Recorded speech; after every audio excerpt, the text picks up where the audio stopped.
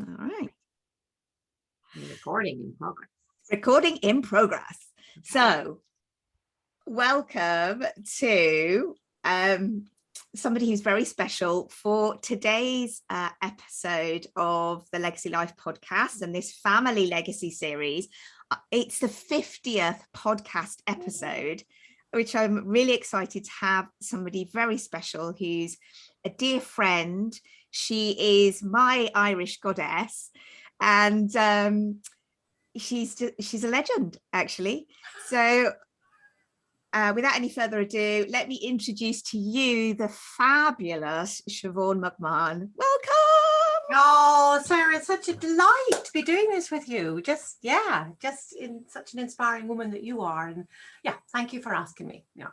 Oh, it's so great to have you for this 50th episode, because it feels like, wow, you know, I had this idea to just start doing a podcast. I had an idea to do a podcast, to write a book, and here I am doing it. I'm 50 episodes in and I've written my book. And it's just like, oh my gosh.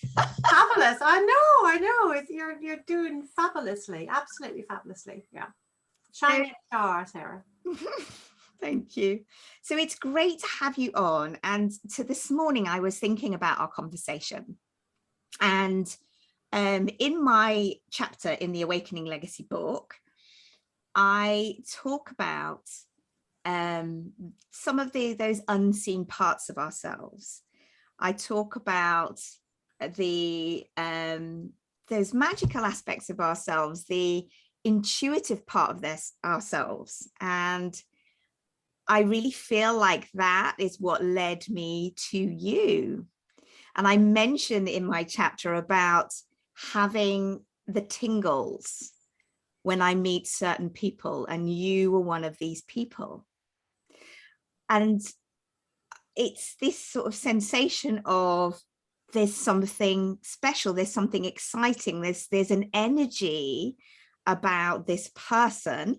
Sometimes for me that can look like, oh, I have a kind of, I'm not sure I like this person going on. I didn't have that with you, by the way, but it sometimes happens like that. But that there's this charged energy. And I always know when I get that, when I meet somebody, that something is going to happen between us, but I have no idea what it's going to be. Something is going to happen. And in your case, you know, you are a dear friend. I didn't know that we were going to have this incredible friendship. I didn't know we were going to do so many special things together. Well, I did know, but I didn't know what it would look like, because I had the tingles when I met you. And I know that's something we'll talk a little bit about today, because in this episode, we're going to be talking a bit about creativity. We're going to be talking a bit about divine feminine empowerment, which I know is a huge part of the work that you do, and motherhood and the interweaving of all of those things. So I'm interested to hear, how was it for you when we first met? Did you get the tingles? Yes, absolutely. I mean, I remember, it was a lot. How many years ago was it? 20 years? I don't know, Sarah. Long time anyway. It's a long time. It's probably about 18. And we were both in the Thomas Danby, and I was teaching drama to people with learning difficulties, and you were doing deaf signing, weren't you? Yes. And you were just so wonderful. And I was always so delighted when it was Sarah doing it, because I knew, oh, this is brilliant, because you just brought such a gorgeous energy, and you were so engaging and inspiring, and you were bubbly and warm, and you just really helped the group always kind of light up. And I thought, I've got to get to know that woman. I really like that woman, you know. And then I remember one of the first things we did together, wasn't it? We went to a sweat lodge. Yeah. And you introduced me to a sweat lodge. I think you were talking about a sweat lodge, and I thought, oh, I like the sound of that. It all sounds a bit kind of woo up my street, and not something I'd, you know, kind of experienced before, you know. And I have this enduring memory of us standing outside the sweat lodge by the fire before we went in, naked as we were, of course. And I think you had a pair of you had a pair of, were they leopard print wellies? I don't know, but there were a pair of wellies and you were there in your beautiful hair. And it was just this, yeah, I remember I was about to enter into the sweat lodge. And that was the first kind of thing we did together, I think, really. And since then we've been on quite an incredible journey, haven't we, sweetheart, in so many ways, you know, with my work, with your work, with our personal lives, with everything. And oh, and we did some tantra stuff together, didn't we, as well? We did, yeah. Tantra. I was like, yes, you know, and yeah, you know, gosh, you know, you introduced me to a lot of things, and I had a sense about you too, that there was a resonance. I suppose you used the word tingle. I love the word resonance, I suppose. Yeah. You feel something where you know there's something inside of that person that resonates with your soul or your spirit. Yeah. And it's your spirit, your soul that's going, whoa, let's meet, rather than our kind of, you know, our everyday normal rational selves, which really I haven't got an awful lot of that part of me left. I think I've just kind of got, no, do you know what? Don't want the everyday normal rational part anymore. I mean, it's useful from time to time. We do need it, don't we? But it's that soul spirit. There's a word in Irish for it. They call it the Anam Cara. Anam means soul and Cara is friend. And it's that idea that we meet people who are soul friends. And I think our soul knows them from the right off, don't they? And that can sound very serious, can't it, sometimes? But actually, one of the beautiful things about you has always been your vivacious, bubbly, infectious kind of energy. That it's you're like a, if we are to be a light in the world, you're like a sparkler, you know. And that's been lovely in my life. Yeah, I'm not sure I'm not even sure what the question was now, but anyway, that's my ramble. It was about us meeting. I feel? Yes, it was us meeting and yes, and how that was. Definite resonance. And I think we were meant to be. We've done some amazing work together. We've been very deep friends and gone through lots of different things together. So yeah, we were clearly meant to meet. Absolutely, absolutely. And you know, I was thinking about, well, this is the Legacy Life podcast, and something that I always ask people on this podcast is what you feel your legacy is.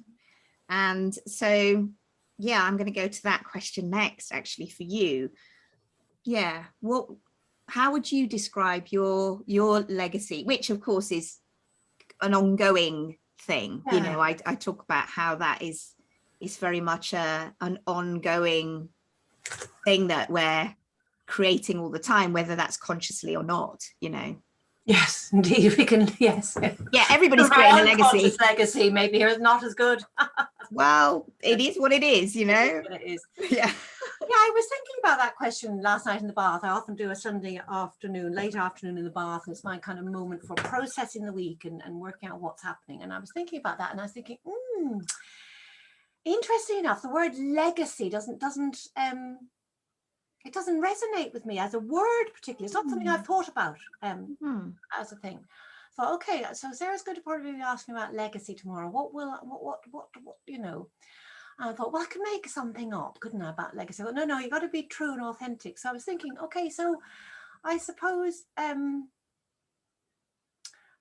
I suppose what it is legacy to me, and this is probably just my take on it, feels like something kind of solid. And I'm thinking, oh, it should be, you know, a book, or it should be a something. And then I thought, well, no, for me, I suppose legacy is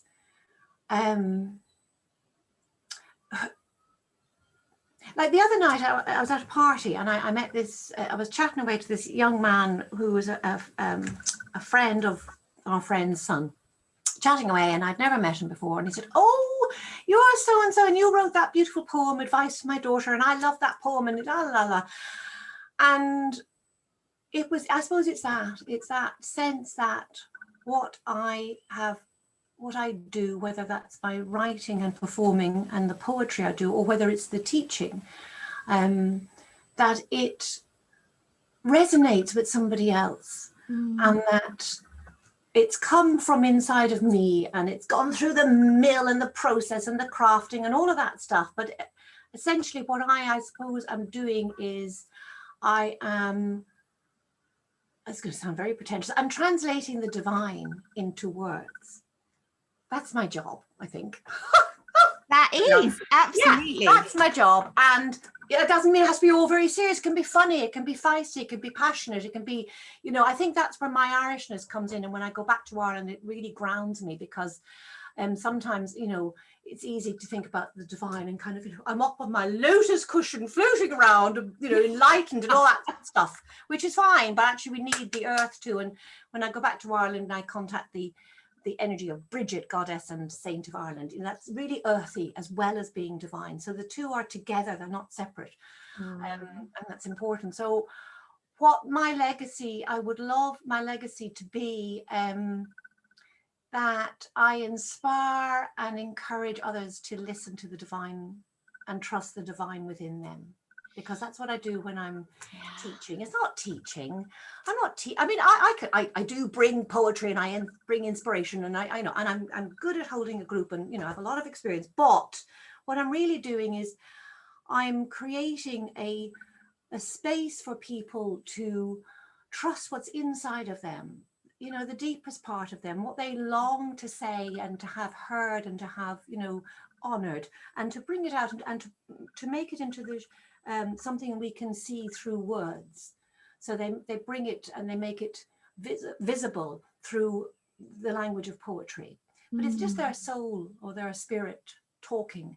And when my poetry resonates with somebody, it's resonating with that part of them, and it's like all this stuff, I'm 60 something, whatever it is, 60 whatever this year, and it's like, I've still got stuff in the way. I think of it like housekeeping, it's got to clear the house again. It gets into a state again, doesn't it? Oh God, I've got to clear the countertops again.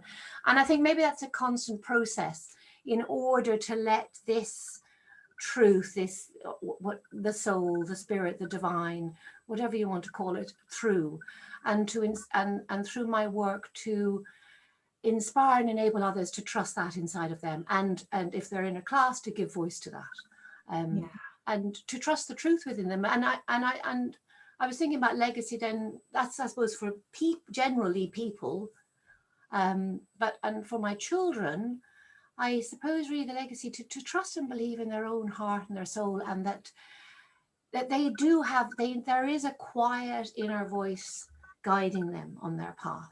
And to follow that. And I see my two children following that. And so it's like they are following that. It doesn't mean you don't fall off a feckin' cliff every now and then. And it doesn't mean you don't fall into holes and that are difficult things. But to trust that, not all the outside stuff of what mitigate, what signifies success, or how society wants us to be, all of that. It's that. Yeah, and there's a word for that in Irish, which I came across about a couple of years ago, which was brilliant, because when you find that there's a language for something that you've known all your life but not always had a word for, there's a word in Irish, and I'll probably pronounce this badly because my Irish is very bad, but it's called imbas foroshni, which means divine illumination, which was the gift of the poets. That was the role of, and the role of the poets was to open to that space, to receive, because poetry is like, to me, you receive it and then you have to translate it into words as best you can, and the words are never as beautiful as what you glimpse. And so what we're doing really as poets is going, look, this is the truth. It's so beautiful. It's so incredibly beautiful and vast and unknowable and mysterious and so imbued with love. And poetry then kind of gives you a glimpse into that, so you remember that part inside yourself. So I suppose that's what I would like that to be, my legacy. Yes. And I've been on a ramble again, I realize. Well, that is your legacy. And, as I listen to you speaking, I'm like, yep, that is you. That is it. That is what you embody, and the gift that you bring to the world that I have witnessed, you know. And that you Yeah. have nurtured in me. You know, when we did our first big project together, The Mouth of the Cave, back in 2007, when we had Arts Council funding for and everything. And it was the first time I had been, you know, I'd been doing my poetry on the circuit, but I hadn't done a whole kind of a show. I hadn't really stood in my sacred feminine poetry and kind of totally admitted to it. You know what I mean? It was still a bit like, ooh, you know. Yeah. And that is one of the most beautiful gifts you have. You see the soul or the spirit or the whatever, the divine, the creativity in another, and you shine your light on it. So much so that you go, oh, okay, it's okay then to come out of the darkness. I can show my light. And you do that so beautifully. Yeah, that which is such a gift of yours, real gift. Thank you others, yeah, for voicing that. And it, you know, I think I've written a little bit about that in the Awakening, my chapter in Awakening Legacy, and it is, when I was writing that, it reminded me of an early time when I feel like I did that, and it's kind of partly an innate thing in me to see the magnificence in somebody else and help for them to coax it out and help them to own that, you know, for themselves. And I remember doing this energetically at a gig with a woman, this singer who was amazing, and she was nervous, and she was, and I energetically held space for her in a room full of men. I was the only other woman in the room, and just gave her my energy, gave her, you know, connected with her energetically, and was just there supporting her, just going, go, you know, just sing your heart out. You know, she was beautiful. She had this amazing voice, and was really, I hadn't met her before, you know. Wow. And spoke to her afterwards, and it was beautiful and amazing. But it is this kind of seeing the divine in another, seeing the magnificence in another, because I believe that we all have a gift. We all have something that we're bringing to this world. Yes. And, you know, it's such an honor to witness that and help that come out and help that be acknowledged, help that be honored, and be, what's the word? Owned is the wrong word, but it's like, you know, for you to own that for yourself, you know, to step into it, to really,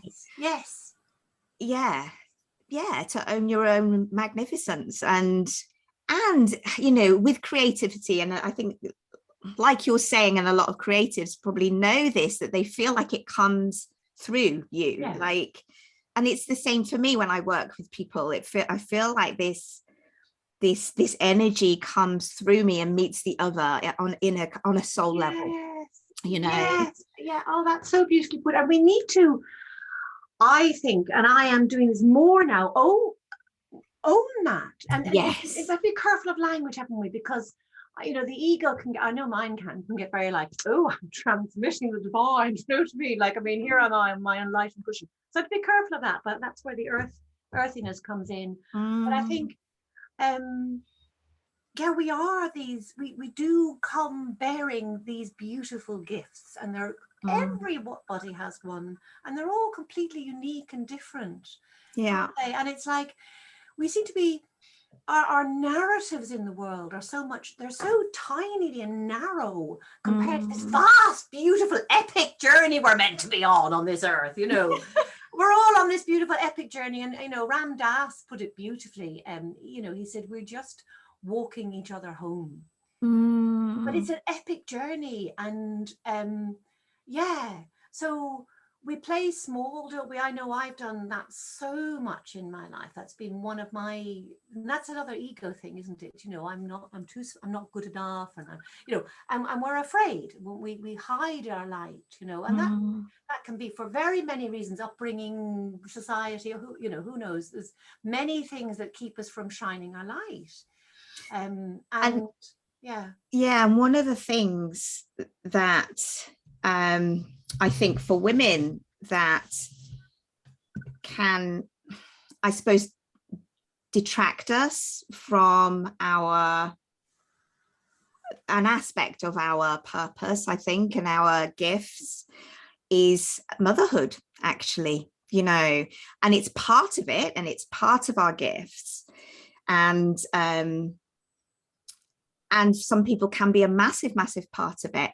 And I think walking that path of being a mother in the way that you want to, and also bringing your gifts to the world, can be a challenging process. And when I met you, I know you were coming out of, well, you were stepping into kind of owning your gifts on another level, but also having more space to do that with your children coming into their teenage years, you know?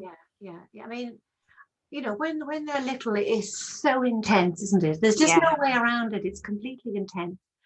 And it is still the women in the world who by and large do most of that. And you know, and most of us do it, you know, with great, we want to do it, but also I think the real problem is it's society, it's the way we have configured society. Yes. It's not, motherhood shouldn't be as difficult as it is.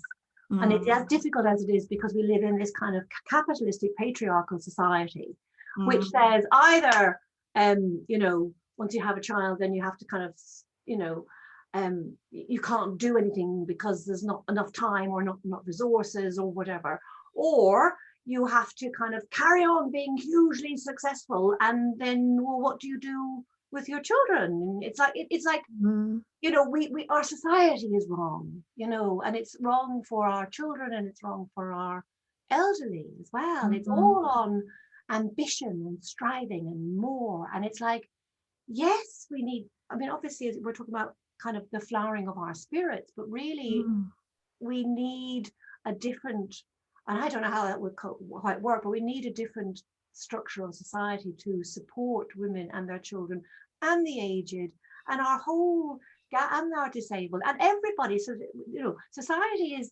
not just about being, you know, kind of young between, we'll say, in 20s to mid 40s and achieving stuff. That we have that as our kind of, we live as if that's the only thing that's really important, as opposed to, we don't honor motherhood.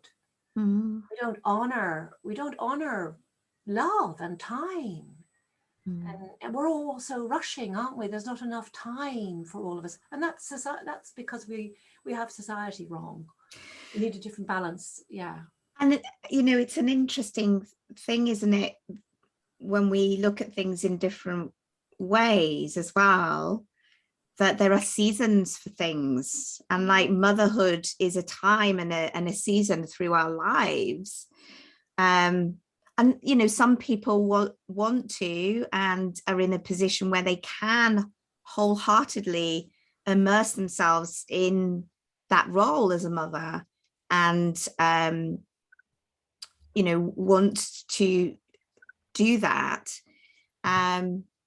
and feel like they can't, or they judged or whatever. And some people do want to, you know, continue it with their other roles, working or creating or running a business, or you know, running an art studio, whatever it is they want to do, you know. But I don't know how we get the balance right for women. I don't.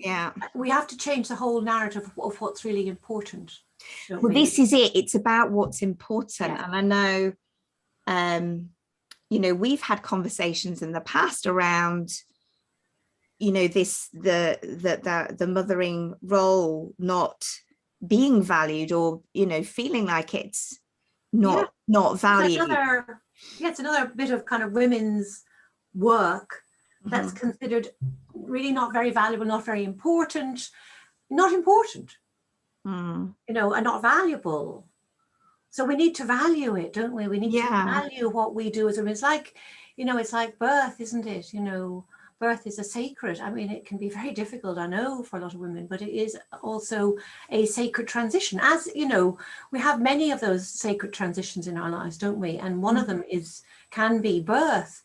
And most of our culture doesn't honor that as a sacred transition either. You know, yes, it's a hugely physical thing, but it's physical, spiritual, mental, emotional. It's all of those things, isn't it? And that legacy of that birth, as we both know well, that can continue through your mothering of that child. You know, so we need to honor things differently.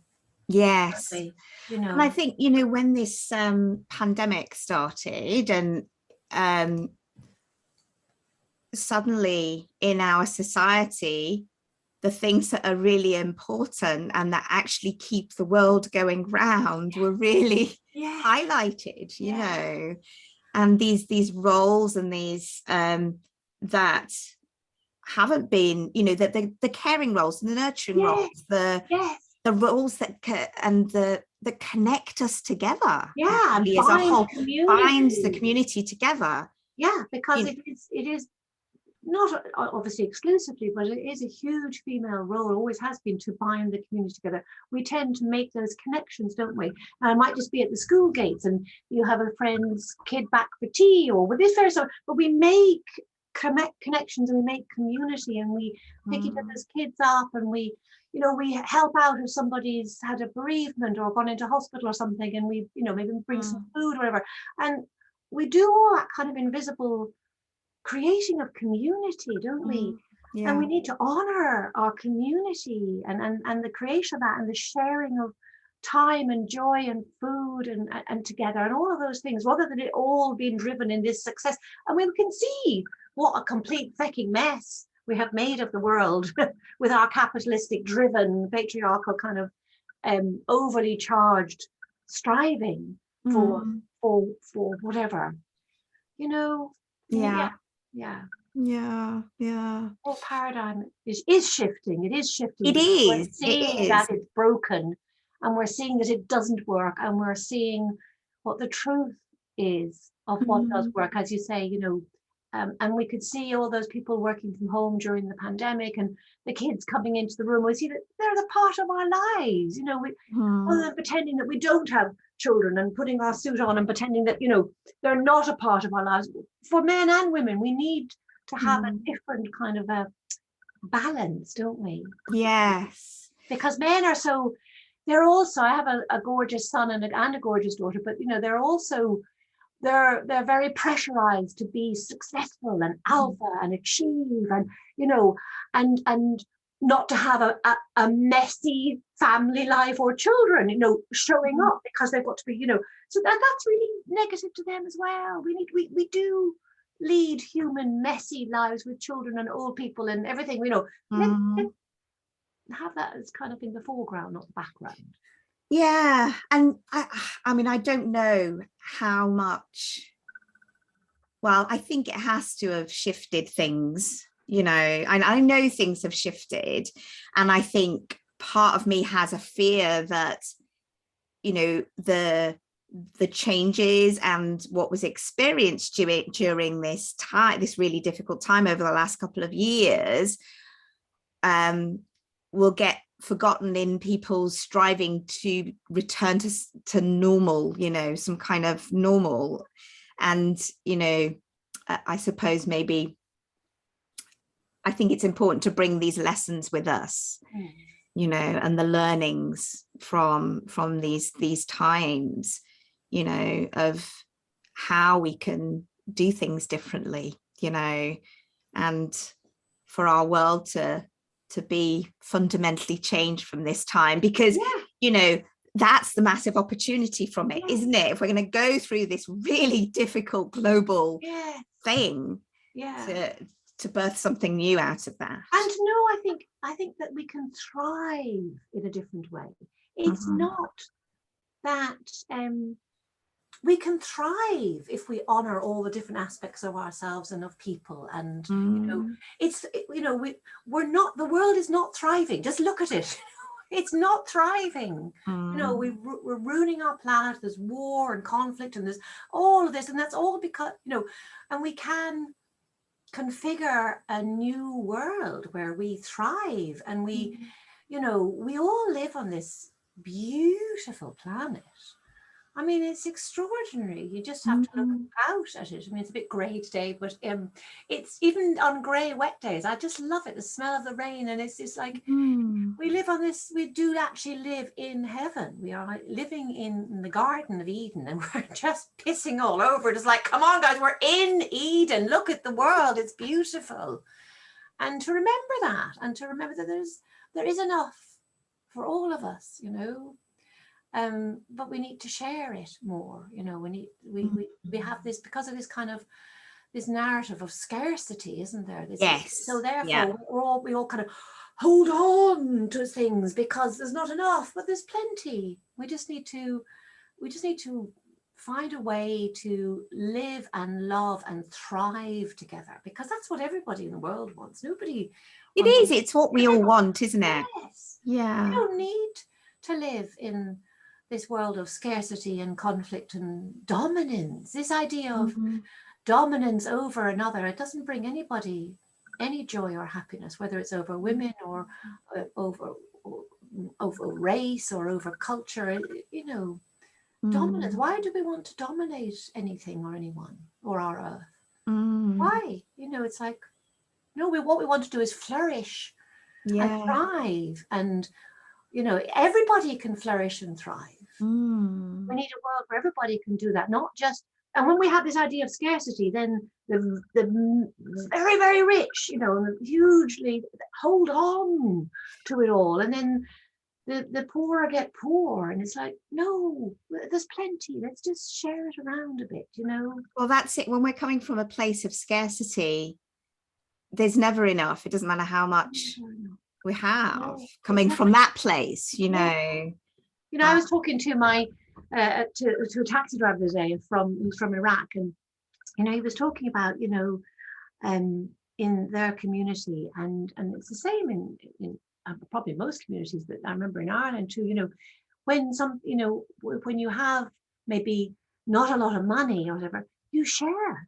You share your food. It's like that thing of sharing, and most cultures have that certainly in their history, the idea of sharing with other people what they have got, you know, and we're happier when we share things, aren't we? You know, I know when I cook a meal for people and we share it together, it's just a lovely thing to do, isn't it? To cook for other people, to share, to break bread together. That's what makes us happy, isn't it? Those kind of things. You know, not holding on.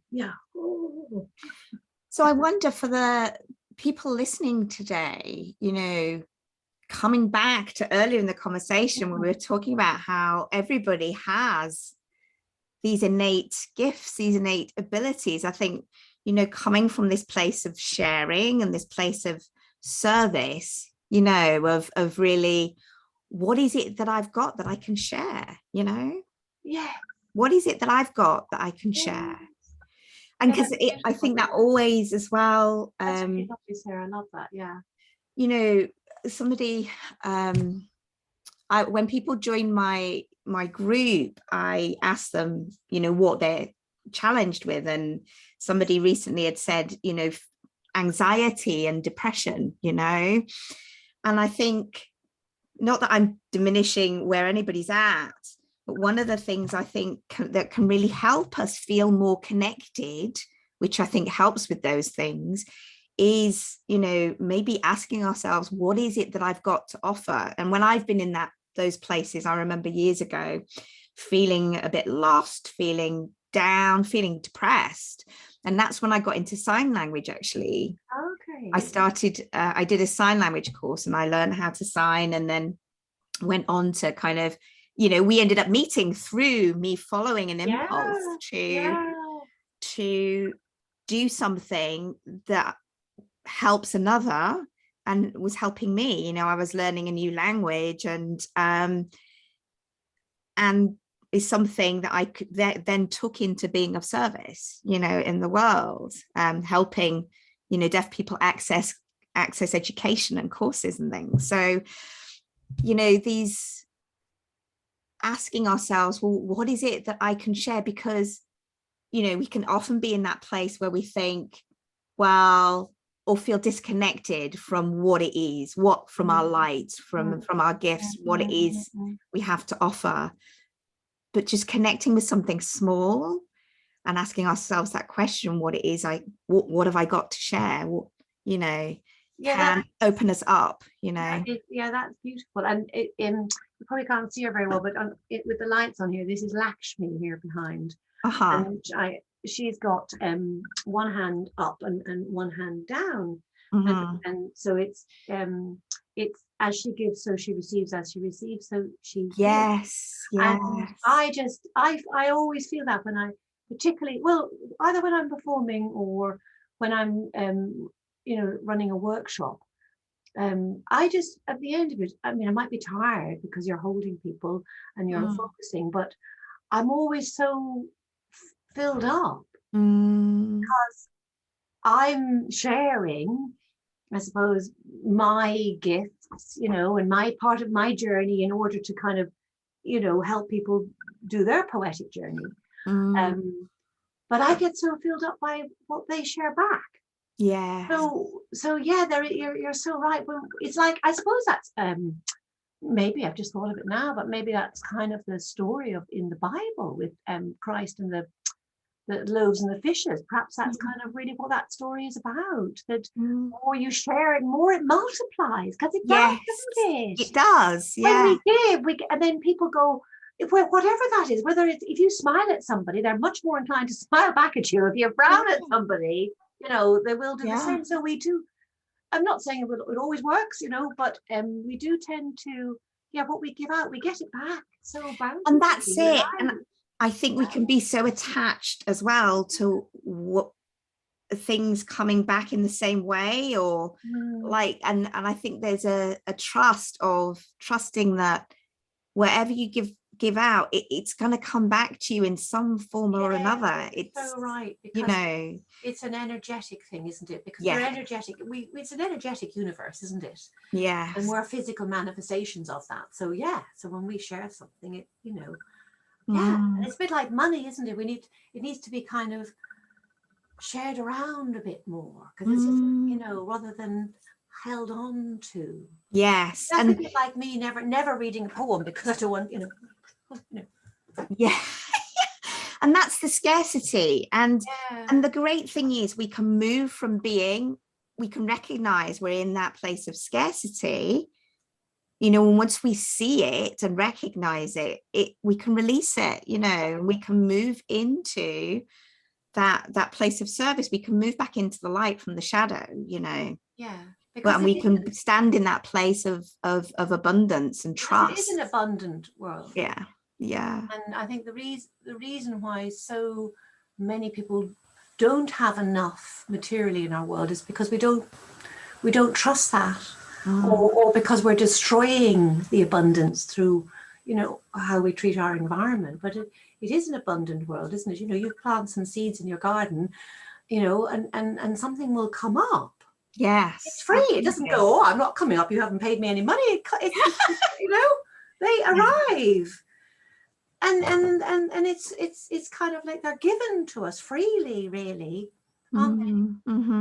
And it's like, it is an abundant world. We've forgotten that, haven't we? And that's why we're kind of destroying it. Because we're disconnected from it as well.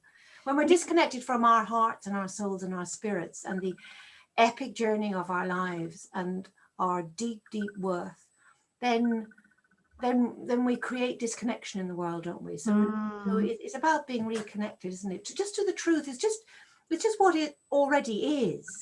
and coming back to that, and it's you know, and I it's not about sitting in a cave and meditating for 20 years or something I mean, it's great if you want to do that and you can do that, that's fab, but you know, most of us are living these busy full lives, and having ways that we can do that on a day-to-day basis, I feel is so important. Or a week-to-week basis, with you having your bath on a Sunday afternoon, you know, to reconnect. Oh, right. Yeah, to you know? reconnect. And every time I have my bath, I light my candle. And actually, it's my daughter who's got me back into doing baths, actually, because she's a massage therapist, but she's also recently qualified as an aromatherapist, and she sometimes makes me lovely oils and things, and you know, and so it becomes I go, oh yes, of course I need to do this. It's a preparation, it's a getting into the bath, it's the candles, it's the oils, it's that sense of, oh, what's been going on in this week, and it needs to be processed, doesn't it? And sifted and sorted and gone through to learn the inner gifts and lessons of it, and what are the outer manifestations of that, and what do I need to change or do, or you know, that, I mean, that's something that's really become slightly tangential but become obvious to me in the last few years, is that the external work we do, whatever that happens to be, is really a reflection, isn't it, of our internal work. So for example, I'm, you know, selling the family home at the moment, we're putting it on the market, and it's, you know, it's a big external task. You know, I cleared the understairs carpet yesterday. That was a big clear out of shite, you know what I mean? But as I did that, then also I'm releasing emotional stuff. I'm letting go of stuff. I'm making decisions. I'm listening to myself. You know, so each step of the process, you know, of the selling of the house, of getting it ready, I'm also having to make an internal journey. And the two go hand in hand, don't they? They're not separate. That's right. Yes, always linked. And this is the thing, you know, I was working with a client earlier today, and looking at the, you know, these practical skills, but also what then happens internally, you know, what arises in us, and you know, working on those levels, the internal and the external, that it's so important to do both, dance, isn't it? Because my mother used to always say to me about people, you know, if you're asking somebody something or whatever, she'd say, appeal to their better nature. And I used to think, I'm not appealing to somebody's better nature, I'm going to say it as it is, and da da da. And I dismissed that saying of hers, as I probably dismissed a lot of her sayings, but she's a very wonderful and wise woman. But I realized that that's incredibly wise. To appeal, you know, if you have something slightly difficult, you know, you to bring up with somebody, or a change in plans, we'll say, or whatever, to appeal to their better nature. But I've also realized then that I can only appeal to their better nature with my better nature. So if I'm bringing my anger and my resentment and my this and like that and my self-doubt and my whatever, if I'm bringing all that to it, I'm not appealing to their better nature. No, I am prodding their pain bodies, and their pain bodies will rise up and reply to me. So I have to do the inner work to find, you know, whatever it is in me, so that I can appear in my better self, and then I appeal to their better self, and then it's just that it's the namaste, isn't it? It's divine in me sees and honors the divine in you. You've got to do the internal work, haven't you? Or I'm going to send that email off. And you might be there, you know, there might be a lot of reasons for that. But to appeal to their better nature, I thought, that's a fantastic bit of wisdom. Yes. But then their better nature tends to show up. Absolutely. Wow. And it's, I know, it's incredible, isn't it? And, you know, it's the same with all human beings, you know, and we get back what we expect, right? So, and that appealing to their, relating to and appealing to their better nature, their higher nature, you know, deeper self, whatever you call it. yeah, Yes. whatever you want to. And hey presto, usually often it turns up, but you have to, Absolutely, it's the internal work yourself, isn't it? Yeah, having to do that, because you can't appeal to someone's better nature unless you're coming from your own better nature. absolutely. And that could be a boundary thing, you know. I think sometimes, I know for me, as it's, you know, increasingly I'm learning about boundaries, and I think women perhaps we're taught to override our own boundaries from quite young in order to be amenable to others and to be liked and to look after others and everything else. And we do a fantastic job often of women of being, you know, inclusive and looking after people, and, you know, and that's wonderful. But we're not maybe taught as much, perhaps my generation more, to own our boundaries. And I find that if I'm needing to put a boundary down over something I kind of need, then I can only do it properly if I honor that boundary in myself. If I doubt it, if I think, oh, I don't deserve this, or do I deserve it, or is it okay for me? And if I bring all that to it, then I'll project my resentment and anger and all the rest of it onto the other person, and that will be reflected back. We'll have a big mess, you know. Yeah. So I have to do the internal work in the bath, you know, go, okay, it's, you know, this is something I need. Is that okay? Yeah. How can I say it in a way that's clear? Yeah, and clean, not with without all the victim stuff or the blaming stuff or all that. But you can only be clean, can't you, when you honor your own boundaries? It's like, oh, I am allowed to honor my own boundaries. Nobody ever told me that growing up. Yeah, and it's so pertinent to mothering, you know, and parenting, you know, that all this stuff we've just been talking about the boundaries, about appealing to our children's best self, you know, and the amazing thing about us connecting with that is that we become role models for our children to do the same, you know. And so when we are struggling with that permission piece, that sometimes, you know, is it okay for me to do this? It can help to know that actually when we do that, like, what do I want for my children? Do I want my children to be able to do this, you know, because they learn through us modeling it first. Yes. So like, if do I want this for my children, and I want this for myself, but, you know, I'm going to use the word should, you know, I suppose we can think it should be enough just to want it for ourselves. However, it can be helpful to have that, because often as parents or as mothers, we might feel more comfortable doing things for our children than we do for ourselves. But actually that self-care, that honoring of ourselves is vital for them to learn from us. So it's a vital piece, isn't it? That is so beautifully put, Sarah. It's really, I hadn't really kind of put it in language, heard it in language like that before. That's really, really well put. Yeah, it's true. And sometimes a boundary can be a difficult one. You think, oh, hold on, this isn't working for me. And sometimes it's easier just to kind of simmer with resentment rather than put a boundary down, isn't it? And yeah, but as you say, yeah, that our children, they see that, then they know, then as you say, then they can grow into a person with boundaries. Yeah, that's beautiful. Yeah. The boundaries are huge, aren't they? God. Yes, yeah, absolutely. Wow. Well, it feels like it's time to kind of bring our conversation to a close, but thank you so much for being here today on this 50th episode. It feels so special to have you here and to shine a light and share some of have this conversation, because, you know, some of what we've talked about today, conversations I don't have as often, you know, and have out there in the world as often around energy. And, you know, it's